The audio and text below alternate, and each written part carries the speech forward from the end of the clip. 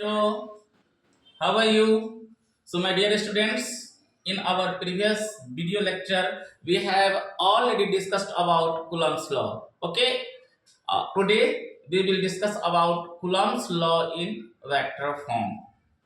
तो मेरे प्यारे बच्चों, हम लोगों ने जो अपने पिछले वीडियो लेक्चर में जो पढ़ा था कुलॉम्स लॉ, ओके, आज हम पढ़ेंगे Coulomb's law in vector form, मतलब कुलॉम के नियम का सदिश रूप हम लोग देखेंगे। ठीक है, तो शुरू करते हैं। आज हम लोग क्या पढ़ेंगे? तो मेरे प्यारे बच्चों, आज हम लोग पढ़ेंगे Coulomb's law. Coulomb's law in vector form. Vector form. Okay, so my dear students, today we will discuss about Coulomb's law in vector form. तो मेरे प्यारे बच्चों, अब हम 2 पॉइंट चार्ज ले रहे हैं। क्या ले रहे हैं? 2 पॉइंट चार्ज। मान लो कि एक पॉइंट चार्ज आपका Q1 है और दूसरा पॉइंट चार्ज जो है आपका जो है वह Q2 है। ठीक है, और दोनों जो है एक दूसरे से r डिस्टेंस पर मतलब रखा गया है। कहां पर? तो वैसे मीडियम में रखा गया है जिसका जो है परमिटिविटी या एब्सोल्यूट परमिटिविटी जो है वह क्या ले लेते हैं मेरे प्यारे बच्चों? तो उसको ले लेते हैं एप्सिलॉन। क्या ले लेते हैं? एप्सिलॉन लेंगे। ओके, इधर यूनिट वेक्टर हम मान लेते हैं आर कैप, मतलब यूनिट वेक्टर क्या आर कैप है, यानी इसका मैग्नीट्यूड 1 है। इसका काम है डायरेक्शन का शो करना, यानी कोई वेक्टर का डायरेक्शन अगर ए से बी की ओर है तो उसके बगल में हम लोग क्या लगा देंगे? R cap. बढ़िया बात। और हम जानते हैं कि जब किसी वेक्टर के डायरेक्शन को रिवर्स कर दिया जाता है तो उसमें हम लोग क्या लगाते हैं? नेगेटिव लगाते हैं। बढ़िया बात। तो अब जो है बेटा क्या लिखेंगे इसके बारे में? तब लिखेंगे कि सपोज दैट। क्या लिखेंगे मेरे प्यारे बच्चों? लिखेंगे suppose that Q1 and Q2 are separated, separated, separated by a distance of r in a medium of absolute permittivity epsilon as shown in figure। तो क्या किए हैं? तो माय डियर स्टूडेंट्स, जो हम लोगों ने यहाँ पर क्या किया कि 2 पॉइंट चार्ज लिया, एक Q1 लिया, दूसरा Q2 लिया और दोनों को एक दूसरे से r डिस्टेंस पर रख दिया। कहाँ रखा बेटा?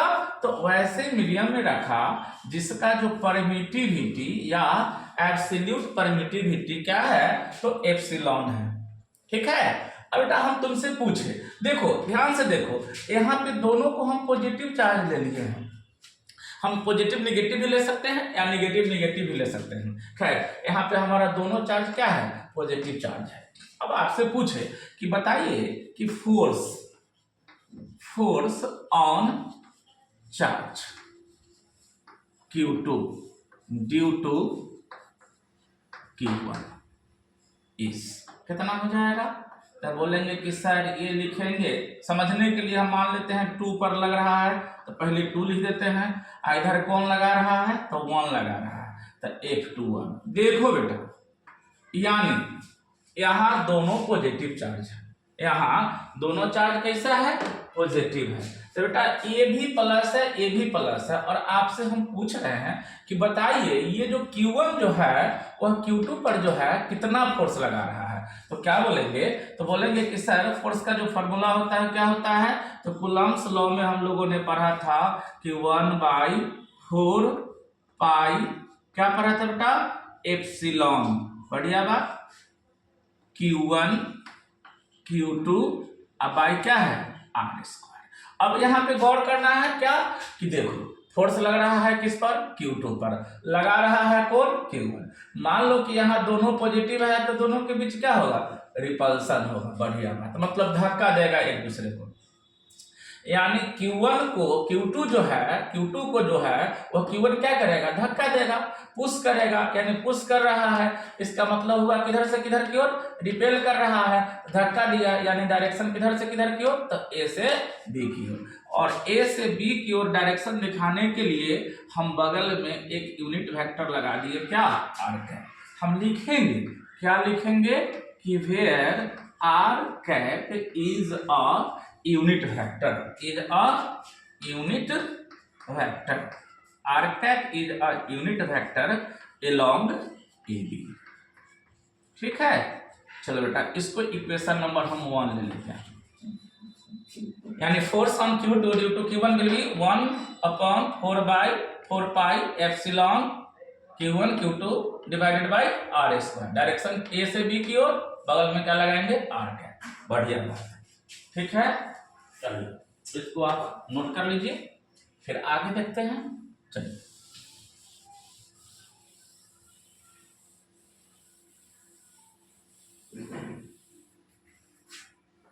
बढ़िया बात। अब देखो इसी तरह से बेटा हम देखना क्या है, Q1 पे देखना है किसके वजह से, Q2 के वजह से। अब आपसे पूछे कि बेटा बताओ कि force on charge Q1 due to Q2 is कितना हो जाएगा। अब 1 पर लग रहा है, लगा कौन रहा है, 2, यानी क्या लिखेंगे, तो इसको लिखेंगे F12। तो बेटा F12 के लिए क्या लिखेंगे, वही कूलम्ब्स लॉ लगा, क्या फॉर्मूला है, 1/4 पाई एप्सिलॉन Q1 Q2 अब बाई क्या है, r स्क्वायर। देखो अब ये क्या हो जाएगा, अब जो है Q2 जो है Q1 को रिपेल करेगा, यानी डायरेक्शन किधर से किधर की ओर, B से A की ओर, और B से A की ओर डायरेक्शन दिखाने के लिए बगल में क्या लगाएंगे, माइनस r कैप। ये इक्वेशन कितना हुआ, 2।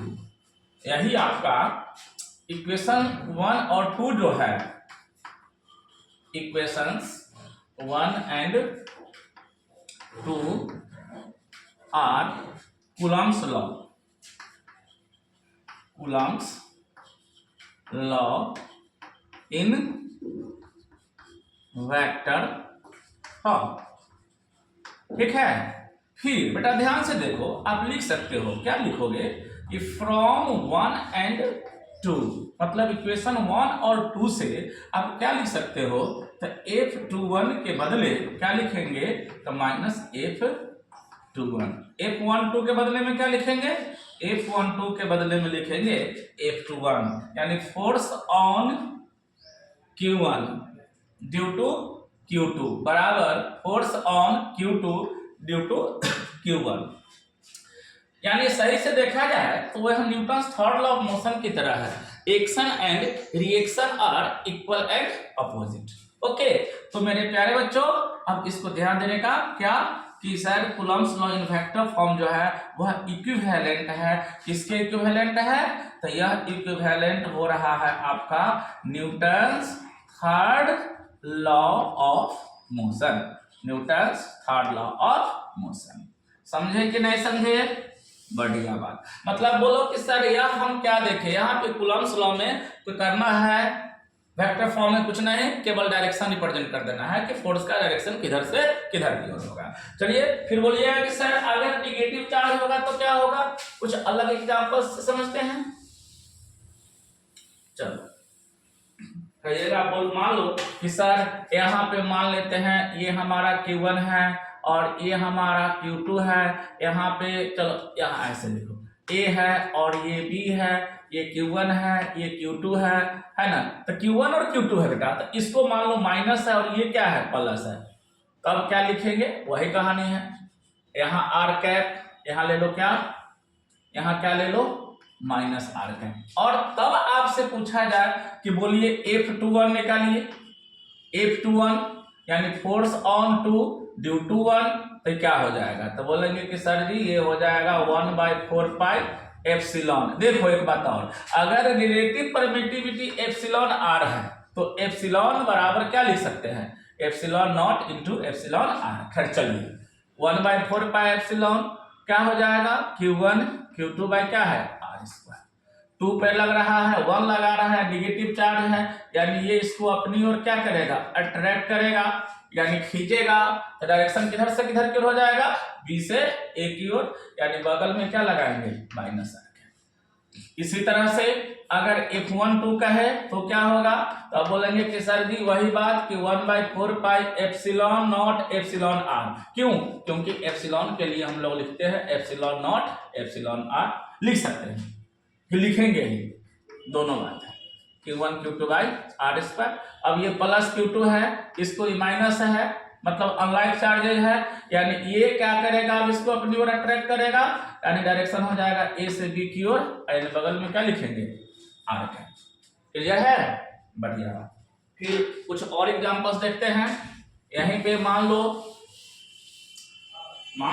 कि यहाँ पर माइनस है और यहाँ पर क्या है बेटा प्लस है, तब क्या होगा, तब क्या बोलेंगे कि सर F21 यानी 2 पर लग रहा है, 1 लगा रहा है, क्या करेगा, यह चूंकि पॉजिटिव है ये निगेटिव है, मतलब अट्रैक्शन होगा। अब Q1 जो है Q2 को अपनी ओर खींचेगा, यानी डायरेक्शन किधर से किधर की ओर हो जाएगा, तो लिखेंगे 1/4 pi epsilon naught epsilon r, या इसके बदले में केवल एप्सिलॉन भी लिख सकते हैं।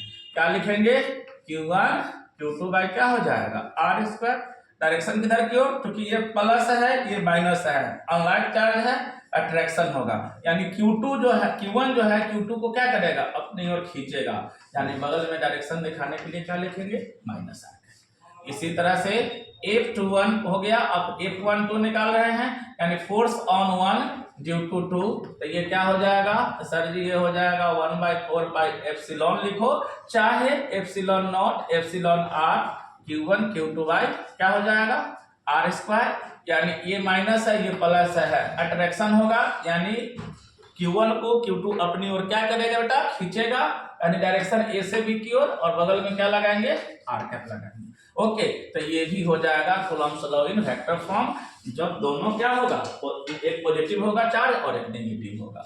आगे हम थोड़ा सा और देख लेते हैं, क्या देखते हैं, मान लो कि दोनों नेगेटिव है, Q1 भी नेगेटिव है Q2 भी नेगेटिव है, तब बोलेंगे कि बताओ बाबू क्या होगा F21, तो बोलेंगे कि सर जी वही कहानी कि 1/4 pi epsilon naught epsilon r. अब देखो ध्यान से, दोनों लाइक चार्जेज है, दोनों के बीच में क्या होगा मेरे प्यारे बच्चों, क्या होगा रिपल्सन होगा। बहुत बढ़िया, मतलब Q1 जो है बेटा, Q1 जो है Q2 को क्या करेगा धक्का देगा, यानी क्या हम लिखेंगे बगल में, तो लिखेंगे Q1 Q2 by r square क्या होगा आर कैप। बहुत खूब, चलो बेटा और थोड़ा सा देख लो, मान लो कि हम तुमसे पूछे कि F12 निकालो, तो क्या होगा, तो बोलेंगे कि सर जी ये हो जाएगा 1/4 pi epsilon naught epsilon r Q1 Q2 by क्या हो जाएगा आर स्क्वायर। अब देखो ये माइनस Q2 ये भी माइनस Q1, दोनों लाइक चार्जेज है, यानी रिपेल करेगा, यानी Q2 जो है Q1 को भी धक्का मारेगा, इसको धक्का मारेगा, उसको धक्का मारेगा, यानी इसका डायरेक्शन हो जाएगा बी से ए की ओर, और बी से ए की ओर डायरेक्शन दिखाने के लिए बगल में क्या लिखेंगे माइनस आर। कोई दिक्कत है नहीं सर, कोई दिक्कत नहीं है, बहुत बढ़िया।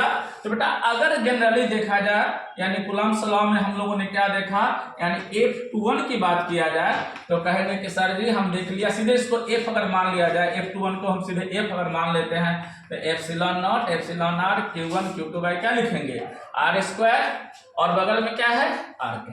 11th के वेक्टर चैप्टर में हम लोग पढ़े थे, और वीडियो लेक्चर में 11th का वीडियो लेक्चर हम बस 1-2 दिन में शुरुआत करेंगे, तो उसमें वेक्टर चैप्टर का वीडियो लेक्चर भी डालेंगे, तो उसमें आप देखेंगे पढ़ेंगे। क्या देखेंगे, आर कैप यूनिट वेक्टर है, तो आर कैप के बदले में वेक्टर आर बाई हम क्या लिखते हैं मॉड आर लिखेंगे। तो यहाँ से जब इस रिलेशन का उपयोग हम यहाँ पे करेंगे, तो कूलम्ब्स लॉ का एक फॉर्म आपका ये भी मिलेगा कि 1/4 pi epsilon naught epsilon r Q1 Q2 by r square, और क्या लिखेंगे बेटा वेक्टर आर बाई क्या हो जाएगा मॉड आर, यानी ये आपका हो जाएगा 1/4 pi epsilon naught epsilon r, ये हो जाएगा Q1 Q2 by mod r का r square into mod r cube, और बगल में क्या लगा देंगे, वेक्टर आर। ठीक है, तो इस रूप में भी कभी कभी आपको ऑब्जेक्टिव में क्वेश्चन दिया जा सकता है, इसमें कोई प्रॉब्लम। चलिए बढ़िया बात। तो Coulomb's law in vector form में थोड़ा सा और देख लेते हैं।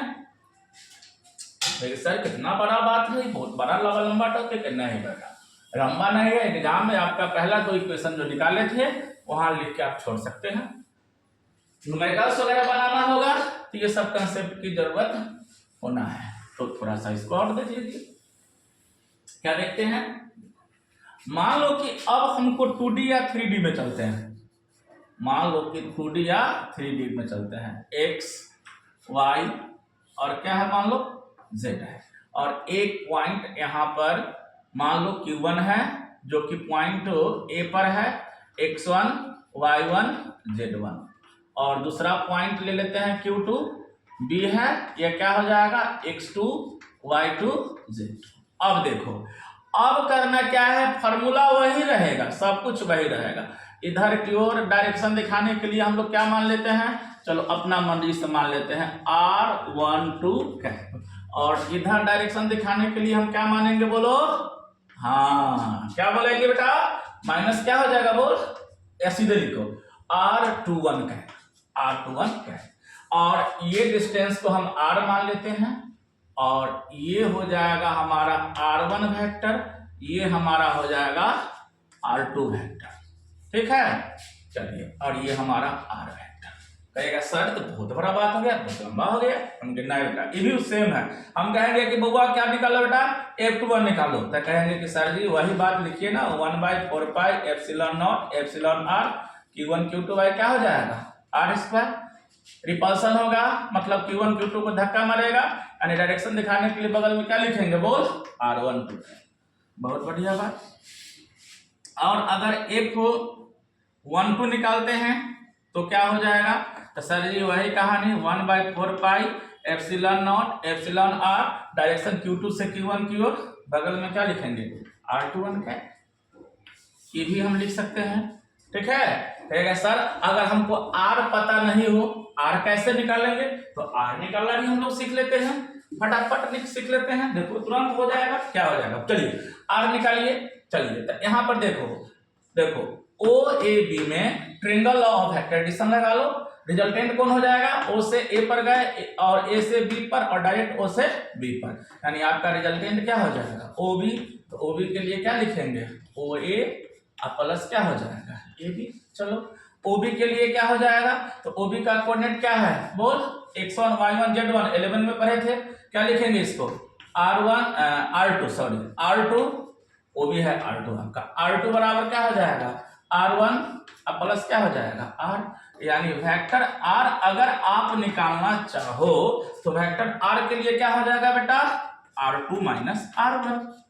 अब r2 के लिए क्या लिखेंगे, r2 का कोऑर्डिनेट क्या है, x2 y2 z2, यानी इसको आप लिख सकते हो x2 i cap plus y2 j cap plus z2 k cap. Okay, minus r1 के लिए क्या लिखेंगे, तो सर जी लिखेंगे x1 i cap plus y1 j cap plus z1 k cap.